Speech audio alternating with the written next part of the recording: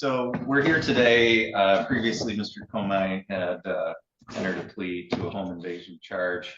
He was placed on a delay of sentence. I did receive a report. Mr. Bertrand, did you get that report, the updated one? I did not. Oh, okay. No.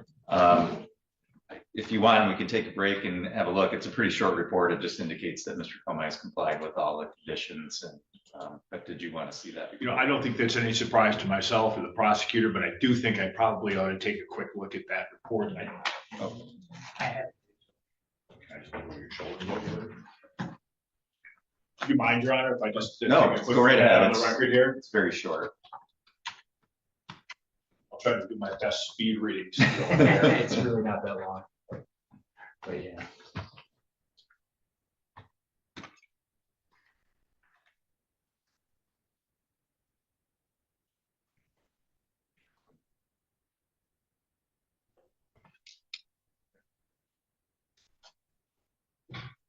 Yeah, that's what I was looking for. Yeah. Thank you, Your Honor. Indeed, it was a short report. And I know, you're kind of going on the fly here. Is there anything that you wanted or needed corrected about that information? The sentence I was looking for is there, and so no, I believe everything's correct. Okay, Mr. Ziegler, do the people need to make any corrections to that? No additions, deletions, or corrections, Your Honor. Okay, anything on behalf of the people today? Your Honor, I was telling Mr. Bertrand before we started that we sentenced Mr. Komai to the delay. I often sentence people to delays or deferrals with the expectation that they will not complete. This is one of the few times where I offered a delay and I was quite certain we would be back here in a year, and here we are. Mr. Komai has done everything he needed to do. He's complied with all the terms of probation. He's absolutely earned the benefit of his delay, and I very much believe that he will not be back in this court. Mr. Bertrand. I thought it was striking when we walked in this morning. Mr. Komai broke the curtilage of the courtroom and said, "I will never come in here again." And I believe that wholeheartedly, except for perhaps jury duty. And that would be it. Mr. Komai has certainly taken this extraordinarily seriously. It's been a pleasure to work with him and essentially his whole family regarding this matter. So I would ask that the court follow the reduced charge. All right, Mr. Komai, anything you wanted to say today? I appreciate the benefit of the doubt and the opportunity to move past this. And like Matt said, you guys will never see me again. Okay. All right. So I reviewed the report just in preparation for today's hearing to kind of refamiliarize myself with the underlying facts here. And obviously I read through the update that indicated that you've done everything that you were required to do over the past year. I think I differ from Mr. Ziegler somewhat in that when I place somebody on a delay, I'm always starting with the hope and expectation that they're going to be successful on it, because there's some reason, I think, why Mr. Ziegler is not a pushover. So I generally find there's some reason why he's agreeing to a delay, and that there's some reasonable expectation that that person is going to do well, and you have, and that's not an easy thing to do. People look at probation, I think, as an easy way out. I don't think it's an easy way out at all, because you've got to toe the line for an extended period of time and not have any slip ups, jump through all the hoops, do all the red tape. And that's, it's not easy to do. So I'm glad that you made the effort, that you invest that time in yourself, and were successful on this. And I think you absolutely deserve the benefit of the bargain in this case to the reduced charge. So the court will direct that. Do you need the PAT code? I do. Do you have that, Mr. Ziegler, or can you provide that to Christy? I can get it, Your Honor. I don't have it from me. Okay. So we'll make sure that that reduced charge is entered as opposed to the felony. If you have any more questions about that, or you want to follow up with paperwork, just talk to Mr. Bertrand and he can get all of that for you. Otherwise, congratulations, and I look forward to only seeing you here for jury duty if that happens. Thank you. Thank you. Thank you, Your Honor. Have a good week. Thank you. If they need a nollie or an amended, I'll provide that. Yes. Okay, thank you.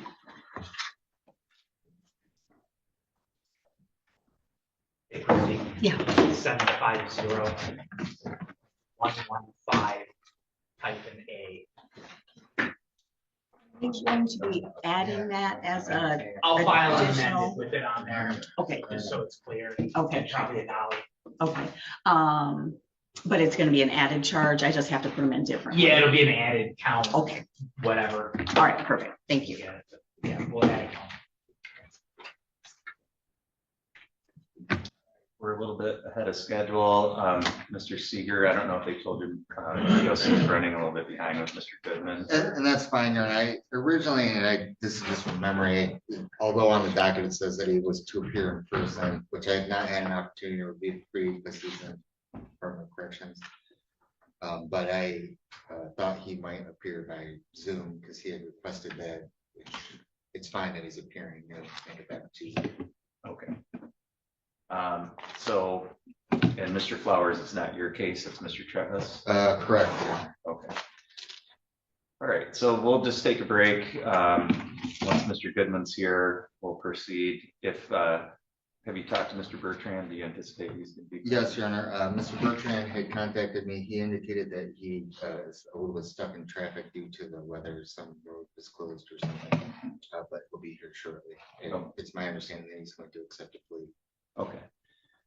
So when you're ready on that file, just let the court officer know and we'll come back on the record. Put your appearances on. Ryan Ziegler, on behalf of people. I'm Seeger, appearing with me on behalf of Mr. Bertrand here.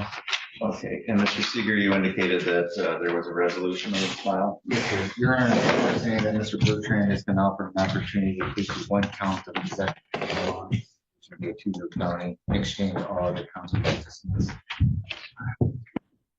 Mr. Ziegler, that would be an added count 3. That's correct, Your Honor. Okay. Mr. Bertrand, have you had an adequate opportunity to speak with Mr. Seeger about this plea agreement? Yes, Your Honor. Is that how you wanted to proceed today? Yes. Can you raise your right hand, please? You solemnly swear or affirm the testimony you're about to give will be the truth, the whole truth, and nothing but the truth to help you God? Yes. Mr. Bertrand, are you currently on any kind of probation or parole? No. And you understand that by pleading guilty to possession of analogs, that carries with it a maximum possible penalty of up to 2 years in jail or prison? Yes. With that in mind, what is your plea to that charge today? Guilty. Right now, you have certain rights. I'm going to go through your rights with you. You have the right to have a trial. You have the right to be tried by a jury. You have the right to be presumed innocent until proven guilty. You have the right to have the prosecutor prove beyond a reasonable doubt that you are guilty. You have the right to have any witnesses against you appear at trial and to question those witnesses. You have the right to have the court order any witnesses on your behalf to appear at trial. You have the right to remain silent during a trial and to not have that silence used against you, and the right to testify at a trial yourself if you wanted. You understand all those rights? Yes, Your Honor. And you understand that you're going to be giving up and waiving all of those rights by pleading guilty. Yes. Also, you don't have an automatic right to appeal the plea that you're making here today. If you wanted to try to do that, you can only do that by leave, which means you would have to ask for the Court of Appeals to hear your case. They could say no, and then that would be the end of that appeal. Do you understand that? Yes. Has anyone threatened you with anything to get you to plead guilty? No. Has anyone promised you anything other than what we've talked about here in court today? No. Is it your own free choice to enter this plea? Yes. Are you pleading guilty because you are actually guilty of this crime? Yes. Okay. The information I have indicates that this happened back on March 11th of 2024. Is that correct? Yes. Okay. On that date, were you present here in Kalkaska County? Yes. And while you were here in Kalkaska County, did you have possession of some methamphetamine? Yes. Did you know that that's what that substance was? Yes. Did you have any legal right to have any amount of it at that time? No. Okay. Mr. Ziegler, are the people satisfied with the factual basis? Yes, Your Honor. Mr. Ziegler? Mr. Ziegler, are the people aware of any threats, promises, or inducements other than what's been placed on the record? No, Your Honor. Mr. Seeger? Yes, sir. Counsel, are you both satisfied that the court has complied with statute and court rule in the taking of this plea? Yes, Your Honor. Yes, sir. Thank you. Mr. Bertrand, the court finds that your plea is knowing, voluntary, and accurate. The court is satisfied that there's a factual basis to support a finding that you are guilty of the added count 3. The court will accept your guilty plea. We'll set this matter for a sentencing hearing. You'll be notified of the date and time of that hearing. It's important between now and then that you stay in touch with Mr. Seeger. Ms. Wagner, do you want him to come over to the probation office? Yes, please. Thank you.